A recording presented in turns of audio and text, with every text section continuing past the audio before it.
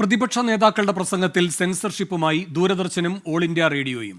CPIM general secretary Sitaram യെച്ചൂരിയുടെയും forward bloc നേതാവ് G ദേവരാജന്റെയും പ്രസംഗത്തിലെ പരാമർശങ്ങൾ നീക്കി. വർഗീയ സ്വേച്ഛാധിപത്യ സർക്കാർ, മുസ്ലിം എന്നീ പരാമർശങ്ങളാണ് ഒഴിവാക്കിയത്. തെരഞ്ഞെടുപ്പ് കമ്മീഷന്റെ നിർദ്ദേശപ്രകാരമാണ് നടപടിയെന്നാണ് വിശദീകരണം. ജനാധിപത്യ വിരുദ്ധവും ഏകാധിപത്യപരവുമായ നടപടിയെന്ന് G ദേവരാജൻ 24-നോട് പറഞ്ഞു. ഇതങ്ങേയറ്റം ജനാധിപത്യ വിരുദ്ധമാണ്. അത് നിർഭയമായി നിഷ്പക്ഷമായി അവരുടെ അഭിപ്രായം പറയാനുള്ള അവസരം നൽകുകയാണ് ഇവർ. രാജ്യദ്രോഹപരമായ ഏതെങ്കിലും തരത്തിലുള്ള അഭിപ്രായങ്ങളോ പരാമർശങ്ങളോ ഉണ്ടെങ്കിൽ അത് ഒഴിവാക്കാം. അല്ലെങ്കിൽ മതപരമായൊരു സ്പർദ്ധ ഉണ്ടാക്കുന്നതിന് വേണ്ടിയിട്ടുള്ള ഏതെങ്കിലും പദപ്രയോഗങ്ങളോ പരാമർശമോ ഉണ്ടെങ്കിലോ അത് വേണമെങ്കിൽ പറയാം. പക്ഷെ അതിന് പകരമായി ഇങ്ങനൊരു വാക്കേ ഉപയോഗിക്കാൻ പാടില്ല എന്ന് പ്രതിപക്ഷത്തോട് ആവശ്യപ്പെടുകയും അതേസമയം പ്രധാനമന്ത്രിയും BJP നേതാക്കന്മാരുമൊക്കെ രാജ്യമാസകലം ഹിന്ദുവെന്നും മുസ്ലിമെന്നുമുള്ള പദപ്രയോഗം നടത്തുകയും അങ്ങേയറ്റം വിഷലിപ്തമായ പ്രചാരണം നടത്തുകയും ചെയ്തിട്ട് അതിനെതിരെ നടപടി ഉണ്ടാവുന്നുമില്ല. വിവരങ്ങളുമായി നിതിൻ അംബുജൻ ഡൽഹിയിൽ നിന്ന് ചേരുന്നു. നിതിൻ, ഏതൊക്കെ വാക്കുകളാണ് നീക്കം ചെയ്യണമെന്ന് പറഞ്ഞത്? ഇതേപ്പറ്റിയുള്ള CPMന്റെയും ഫോർവേഡ് ബ്ലോക്കിന്റെയും ഒക്കെ പ്രതികരണം എന്താണ്?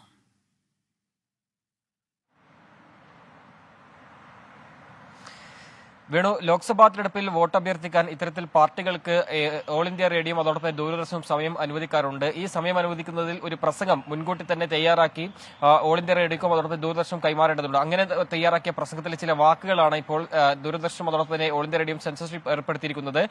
CPM ജനറൽ സെക്രട്ടറി സീതാറാം യെച്ചൂരിയുടെ പ്രസംഗത്തിലെ വാക്കുകളായ വർഗീയ സ്വേച്ഛാധിപത്യ ഭരണം, അതോടൊപ്പം തന്നെ കാടൻ നിയമങ്ങൾ എന്നീ വാക്കുകളെല്ലാം തന്നെ അത് തിരുത്തിക്കൊണ്ടാണ് പിന്നീട് ഈ റെക്കോർഡിങ്ങിനായിട്ട് അനുവദിച്ചിരിക്കുന്നത്. അതോടൊപ്പം തന്നെ G ദേവരാജന്റെ ആണെങ്കിൽ പൗരത്വ ഭേദഗതിയുമായി ബന്ധപ്പെട്ട വിഷയത്തിൽ പ്രസംഗത്തിൽ മുസ്ലിം എന്ന വാക്ക് ഒഴിവാക്കണം എന്നാവശ്യപ്പെട്ടുകൊണ്ട് ഇത്തരമൊരു നിർദ്ദേശം നൽകി. ഇതിനു പിന്നാലെ ഒരു പ്രത്യേക വിഭാഗം എന്ന നിലയിലാണ് പിന്നീട് ആ പ്രസംഗം തുടർന്നത്.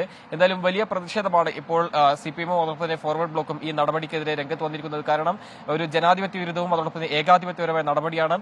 പ്രതിപക്ഷ പാർട്ടി നേതാക്കളുടെ എല്ലാം തന്നെ പ്രസംഗങ്ങൾക്ക് നേരെയാണ് ഇത്തരത്തിലുള്ള സെൻസർഷിപ്പ് ഏർപ്പെടുത്തുന്ന ഒരു വിമർശനമാണ് ഉന്നയിച്ചിരിക്കുന്നത്. അതേസമയം തന്നെ ഇതിൽ അസ്വാഭാവികത ഇല്ലെന്നാണ് ഓൾ ഇന്ത്യ റേഡിയോയും അതോടൊപ്പം തന്നെ ദൂരദർശനെല്ലാം തന്നെ പ്രതികരണം വന്നിരിക്കുന്നത്. കാരണം നേരത്തെ മുൻപ് മുഖ്യമന്ത്രിമാരുടെ പ്രസംഗത്തിലും ചില തിരുത്തുകളെല്ലാം തന്നെ വരുത്തിയിട്ടുണ്ട്.